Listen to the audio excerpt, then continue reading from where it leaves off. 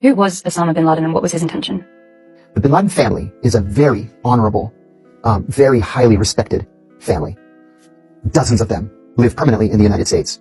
They have billions and billions of dollars, and they have made that money through bin Laden Industries. So Osama bin Laden, who had vacationed as a teenager in the United States and all over Western Europe and was very Americanized, self-radicalized after the Soviet Union invaded Afghanistan in 1979. He went to Afghanistan in the late 1980s to fight the Soviets.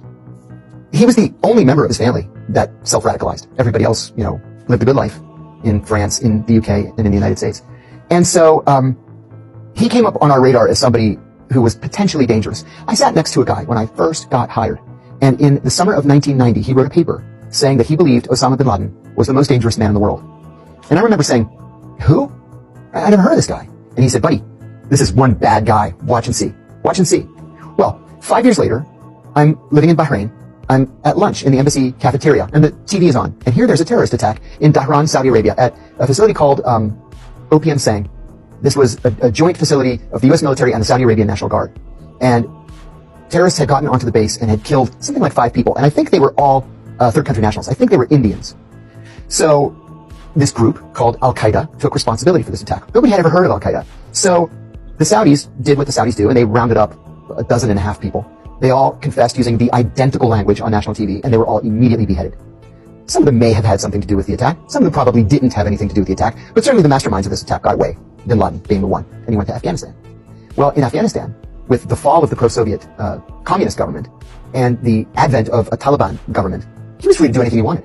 And so he ordered that his underlings create 2 training camps in southern Afghanistan, one in Kandahar province and one in Helmand province. By 2001, Al-Qaeda had carried out several large-scale attacks. And we said, well, we've got to get on the stick, and we have to find this guy, and we have to stop him. So the FBI began investigating so that he could be charged with a crime. The CIA began looking for him. We knew that he was somewhere in Afghanistan, probably in Kandahar, but it was impossible to really find him. And then on July the 6th, 2001, I was at CIA headquarters, and I was entertaining a delegation from a Middle Eastern intelligence service. We did this literally every single day. I had arranged a briefing on Al-Qaeda with a young, 23-year-old analyst. So I said, well, we're going to start off today with a briefing on Al-Qaeda. The door opens, and Ambassador Black walks in with the chief of operations for the Osama bin Laden group. And I was so shocked, I stood up and I said, gentlemen, this is Ambassador Cofer Black. He is the CIA's director of counterterrorism, and this is the director of operations for our Osama bin Laden group. And he sat down, and I'll never forget his words. He said, something terrible is going to happen. We don't know when, and we don't know where, but we know it's going to be an attack on a massive scale. We're hearing code words for a huge attack. The honey salesman is coming with vast quantities of honey. There's going to be a great wedding.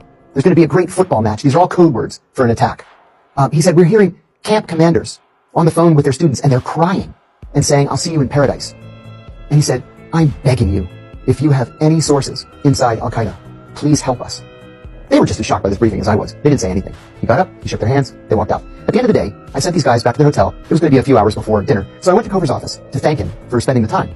I said, Cofer, I have to ask you, I'm not working on Al-Qaeda. Did you say that just for their benefit, or were you serious? And he said, oh, I was deadly serious. Something terrible is going to happen. And sure enough, 2 months later, there it was.